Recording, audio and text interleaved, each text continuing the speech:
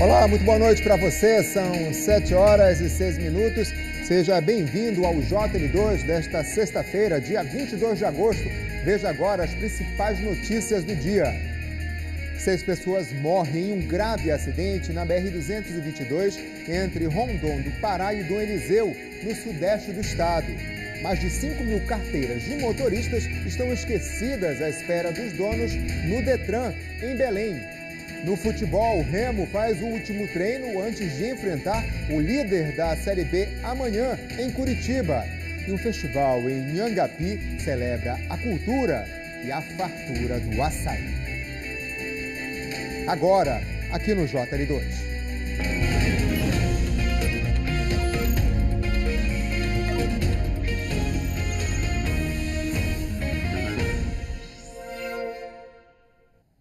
6 pessoas morreram hoje, vítimas de um grave acidente de trânsito na BR-222, entre os municípios de Rondon do Pará e Dom Eliseu. Foi uma colisão entre uma carreta e um carro de passeio. No início da tarde de hoje, familiares e amigos acompanharam a retirada dos corpos dos 6 jovens vítimas do acidente fatal na BR-222. Um grupo de amigos que, segundo a Polícia Rodoviária Federal, vinha de um evento em Rondon do Pará. O carro de passeio seguia rumo a Dom Eliseu quando bateu em uma carreta no quilômetro 43 da rodovia. O impacto foi tão grande que a carreta foi parar em uma área de vegetação às margens da BR. Quem estava no carro morreu na hora. A gente fica todo mundo triste porque muito jovem nesse acidente. E só Jesus mesmo para poder fortalecer o coração dos pais, né? Porque não é fácil. De acordo com a PRF, o motorista da carreta passou pelo teste do bafômetro e não estava sob efeito de bebida alcoólica. Ele ficou ferido e foi encaminhado para um hospital em Dom Eliseu. O estado de saúde não foi divulgado. A prefeitura do município de Dom Eliseu lamentou a morte das vítimas. Enquanto equipes do Corpo de Bombeiros e da Polícia Científica trabalhavam na área, parte da rodovia ficou interditada. 6 jovens que estavam no início da vida, com tudo para conquistar nessa vida, mas infelizmente tiveram a vida abruptamente ceifada em virtude de um acidente trágico como esse. Que tristeza, né? Olha, nossa solidariedade à família, e é impressionante quanto acidentes nas estradas do Pará têm se repetido. Violência nas estradas, mas também em áreas urbanas. Em Parauapebas, um motociclista morreu depois de ser atingido por um ônibus. O acidente aconteceu no cruzamento da Rua F com a Rua 5, área central de Parauapebas. O motociclista, identificado como Tiago da Conceição Silva, de 21 anos, não resistiu às graves lesões. Agentes de trânsito foram acionados e realizaram o isolamento da área para controlar o tráfego de veículos no local. A presença do ônibus no meio da via causou lentidão no trânsito da região. A notícia do acidente atraiu a atenção de moradores da área e pedestres, que acompanharam o trabalho das equipes de segurança. O clima era de tristeza e consternação. O acidente aconteceu neste ponto, um cruzamento bastante movimentado do bairro Cidade Nova. Segundo agentes de trânsito, a falta de atenção e o desrespeito às normas de circulação estão entre as principais causas de ocorrências como esta. Após a perícia técnica da Polícia Científica, o corpo de Tiago da Conceição Silva foi levado para o Instituto Médico Legal. A Polícia Civil deve ouvir testemunhas. O motorista do ônibus fugiu do local logo após o acidente. E a Justiça autorizou a liberdade provisória do motorista do ônibus preso ontem por envolvimento em um acidente que resultou em uma morte no bairro do Jurunas, em Belém. O benefício foi concedido depois de uma audiência de custódia realizada hoje. Na decisão foram estipuladas medidas cautelares como a obrigação da apresentação mensal ao Poder Judiciário e o pagamento de uma fiança no valor de R$ 2.277. O acidente aconteceu nas primeiras horas da quinta-feira na rua Fernando Guilhom. A vítima, Adinaldo Fernandes, de 55 anos, foi atingida pelo ônibus no meio da rua. De acordo com a perícia, ele ficou preso na roda traseira do veículo. A polícia segue investigando o caso. Uma rua no bairro do Bengui, em Belém, virou um cemitério de ônibus abandonados. Segundo os moradores, a situação já dura há bastante tempo e representa perigo à saúde pública e também à segurança. Na rua São Clemente, os ônibus viraram arma para os assaltantes. São vários os veículos enfileirados e abandonados nos dois lados da via. Essa situação já dura pelo menos 3 anos, mas antes os ônibus ficavam apenas estacionados aqui, até que os moradores perceberam que este amarelo e este vermelho foram simplesmente deixados e nunca mais saíram do local. De dia, os ônibus até parecem inofensivos, mas quando a noite chega, um medo toma conta dos moradores da área e de quem trafega por aqui, porque criminosos se utilizam dos veículos para se esconder após roubos ou para usar entorpecentes. Serve de abrigo para pessoas de rua, né? Para várias coisas também, né? Coisas ilícitas também, né? A Rua São Clemente fica ao final da Rua São Bento. As duas são bem próximas à principal avenida do Bengui, a Padre Bruno Sec. Próximo aos veículos há uma escola que funciona pela manhã e pela tarde. Mas trafegar por aqui virou desafio, porque os ônibus impedem a circulação das crianças e a limpeza do mato, que está cada vez mais alto. Lixo, às vezes deixam animais aí, abandonam. As pessoas aproveitam que já estão os ônibus aqui, aí passam, jogam mais lixos, abandonam animais.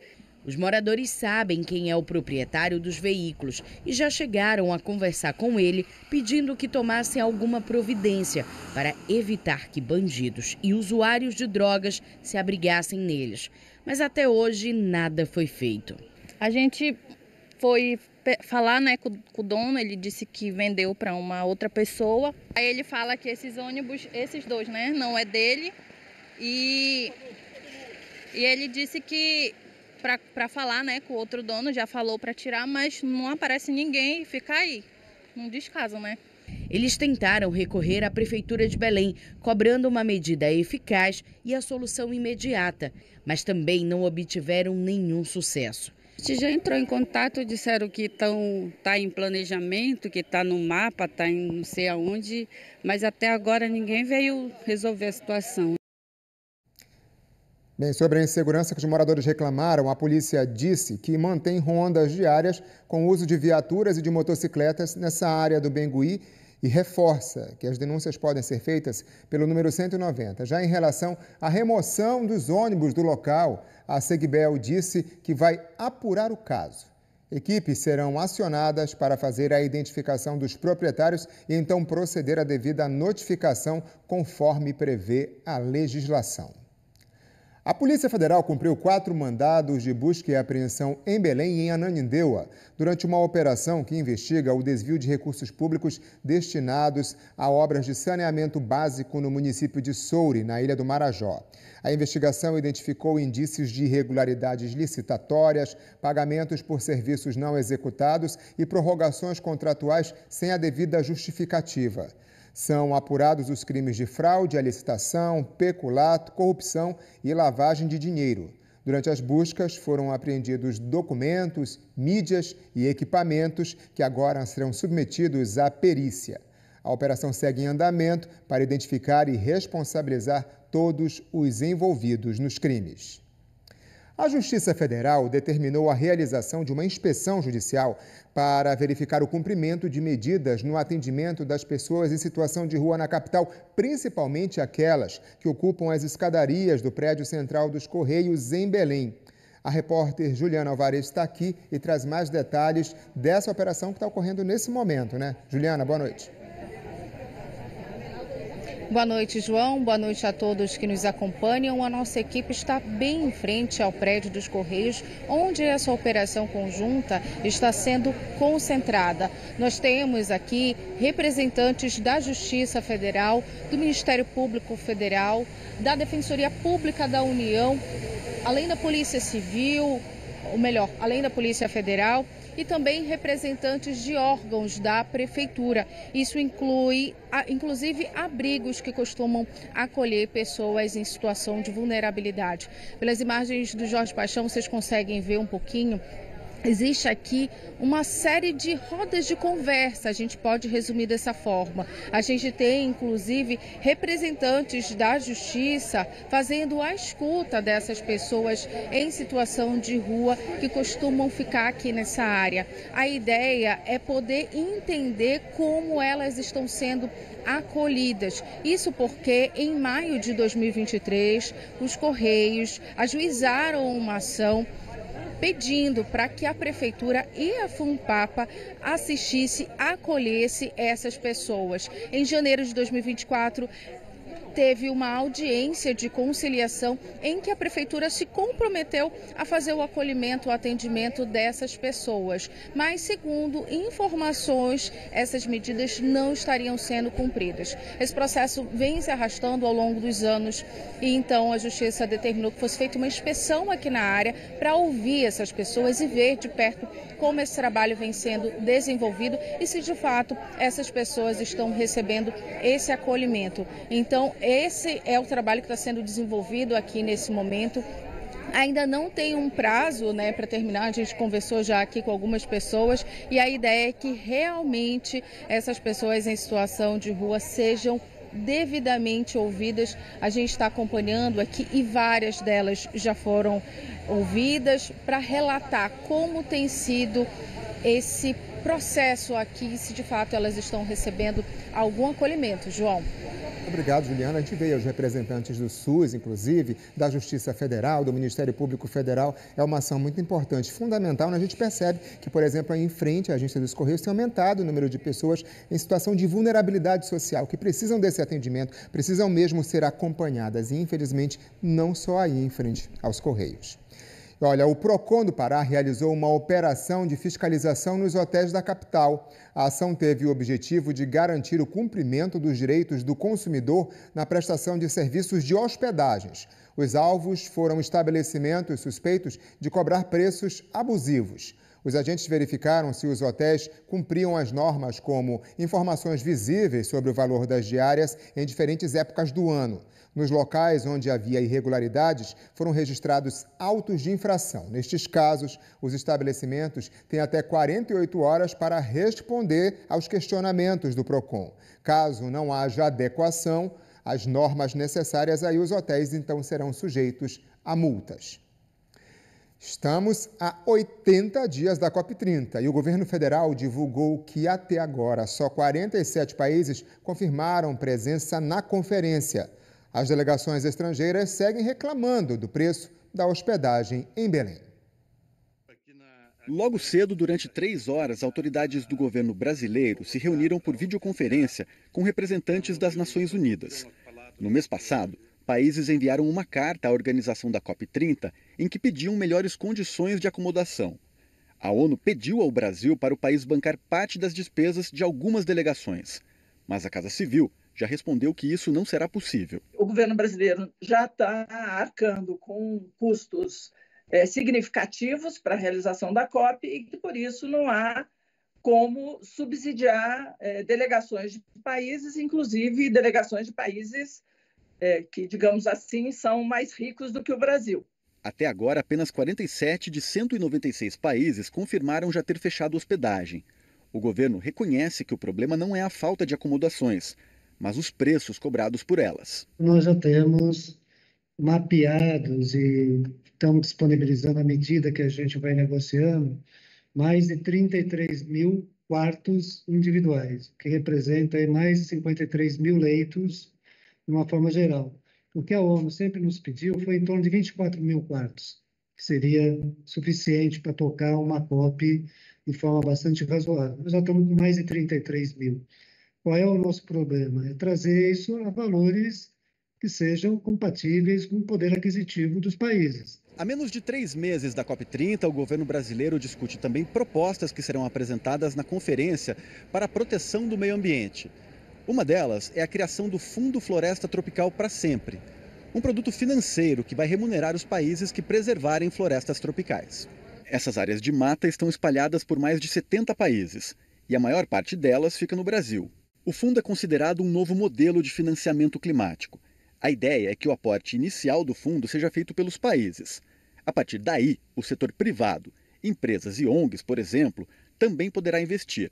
O dinheiro, então, será aplicado em investimentos variados, como títulos de governos e grandes empresas.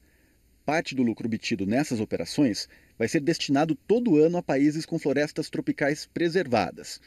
Satélites serão usados para monitorar o nível de conservação das florestas. A floresta presta um serviço à humanidade, porque a floresta capta carbono, né? Só que quem paga por esse serviço, né? É aquele negócio, tem que remunerar de alguma maneira. E os países que têm o esforço justamente de não desmatar, de preservar as suas florestas, deveriam receber recursos por isso, porque estão gerando um benefício para toda a humanidade. O fundo pretende chegar a 125 bilhões de dólares, a maior parte vindo de investidores privados. Os países terão autonomia para decidir como usar a verba. Isso é importante, porque não é ninguém de fora dizendo como o país pode investir. Mas, basicamente, serão recursos para investir em áreas protegidas, para investir em restauração florestal, em medidas de fiscalização para acabar com o desmatamento ilegal. Então, acho que tudo isso são políticas relacionadas ao meio ambiente, que hoje no Brasil a gente tem dificuldade de implementar, em grande medida porque não tem dinheiro para isso, né? A criação desse fundo é um dos temas, um dos principais assuntos que vão ser discutidos ao longo da COP30, vai ser realizada em novembro aqui em Belém. E olha, amanhã tem dia D de mobilização, que é para vacinar motoristas, também uma forma de preparar a capital para a conferência, né, que vai trazer aí representantes de várias partes do mundo. Dá uma olhada aqui no G1, dia D de vacinação, Belém vacina motoristas de aplicativos e demais trabalhadores. Aqui, ó, tem todas as informações.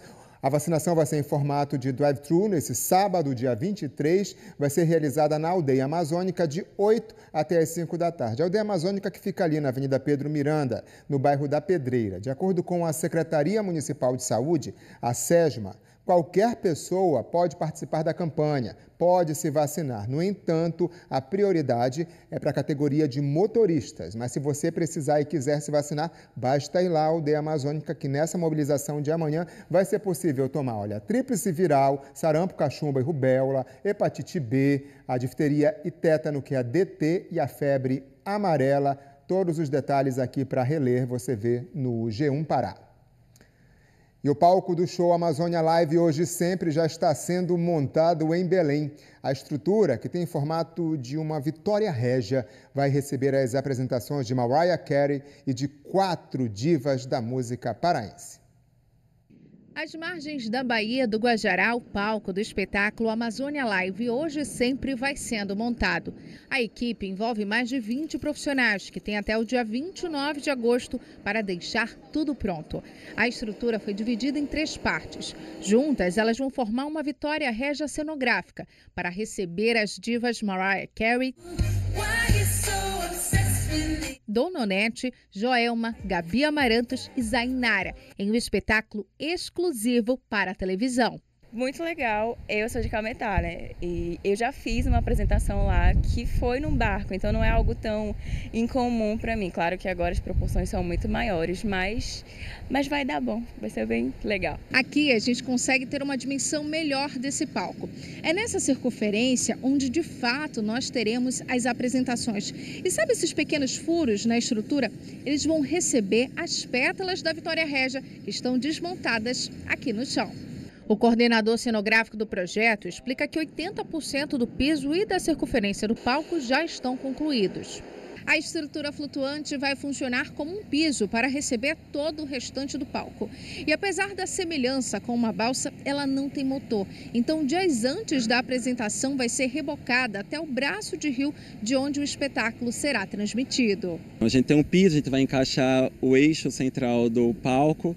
Depois as pétalas, ela é transportada para o braço do rio, onde ela vai ser estabilizada, e lá a gente faz toda a parte de acabamento cenográfico. A gente vai fazer umas capas que vão emoldurar todas as pétalas, é um tecido, então é muito simples, tipo, revestir uma pétala e aí quando dá a luz, toda a parte cênica que vai tipo dar a beleza, o impacto geral.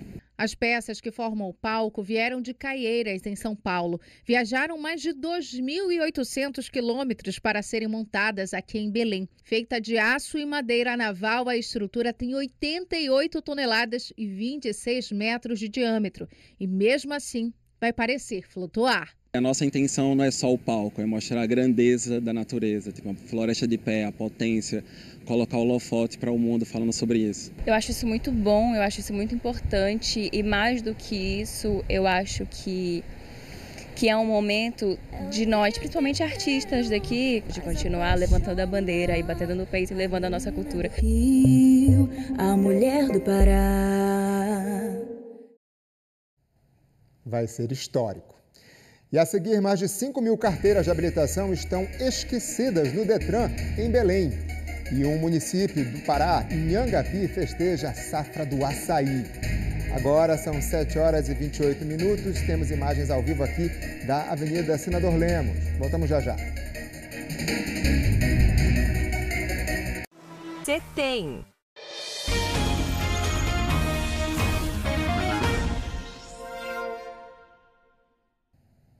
Um incêndio destruiu pastagens na zona rural de Eldorado do Carajás, no sudeste do estado.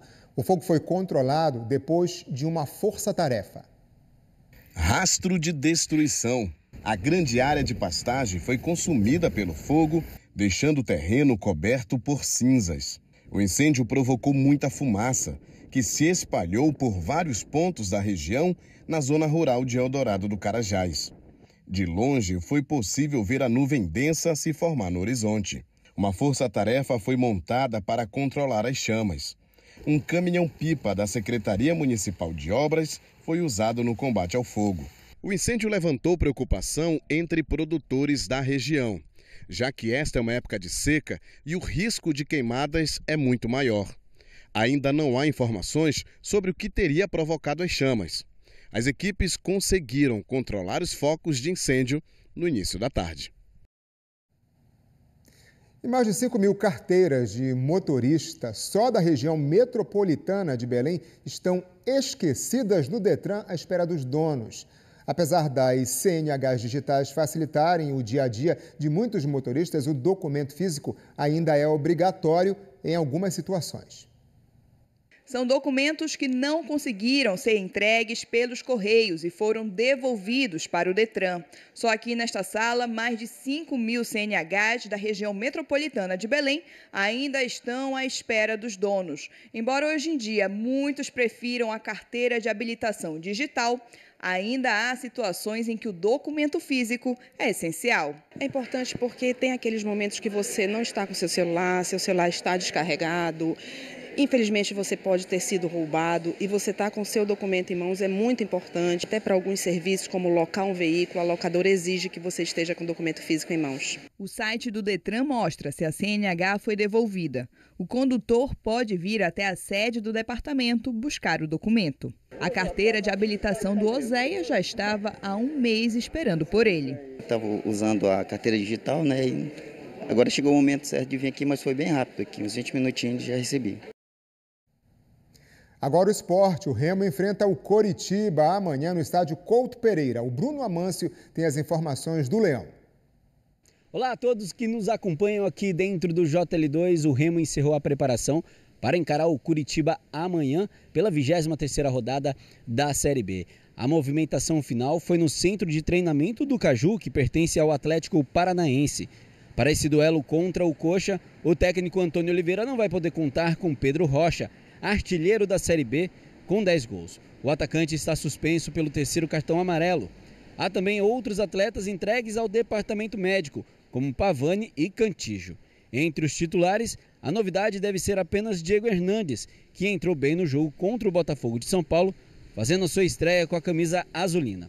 Quem está garantido no time inicial é o meia Jaderson, que conversou com a imprensa hoje e falou sobre esse duelo contra o líder Coritiba, fora de casa. Independente de vocês estão na primeira colocação, a gente tem uma expectativa para enfrentar todos os adversários, então a expectativa é a maior possível, então a gente está muito bem preparado, estudou muito bem o adversário, também trabalhou muito para chegar lá e fazer um grande jogo.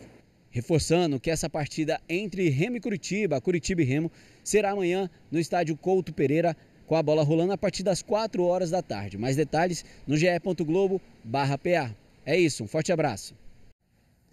A economia de Inhangapi, no nordeste do Pará, gira em torno da produção do açaí. Para celebrar essa potência, começou ontem no município o festival que comemora a safra do fruto. O festival oferece uma grande variedade de iguarias, onde o açaí é o principal ingrediente. Além de cocada, brigadeiros, bombons de açaí, o sabor do fruto também aparece no casadinho com castanha do Pará. E tem ainda o quiche de camarão com jambu e açaí. Procuramos apresentar todos esses produtos com o próprio açaí, né? Não tem um específico só com cupuaçu ou só com castanha. Todos vêm junto o açaí. Isso mostra a diversidade do que pode ser feito, né? Sim, nos proporciona vários cardápios aí, né? Mostra tanto no doce quanto no salgado. O evento acontece no Espaço Cultural, às margens do rio Inhangapi, que banha a frente da cidade. Inhangapi não aparece entre os municípios que mais produzem açaí no Pará, mas a açaicultura por aqui é coisa séria. É a principal atividade econômica do município. Gera emprego e renda, principalmente na agricultura familiar. Este agricultor tem um plantio do tamanho de 2 campos de futebol. Aqui ele produz açaí o ano inteiro. Diminuiu só um pouco no começo do ano devido à entre safra, só que depois tá do jeito que vocês estão vendo aí. Muito açaí, não diminuiu não. E agora está chegando a safra, vai aumentar mais ainda. De acordo com a Secretaria de Agricultura de Inhangapi, este ano a cidade deve colher mais de 1.550.000 latas do fruto in natura. Isso porque houve uma queda na produção nos últimos 2 anos por causa das altas temperaturas do verão amazônico.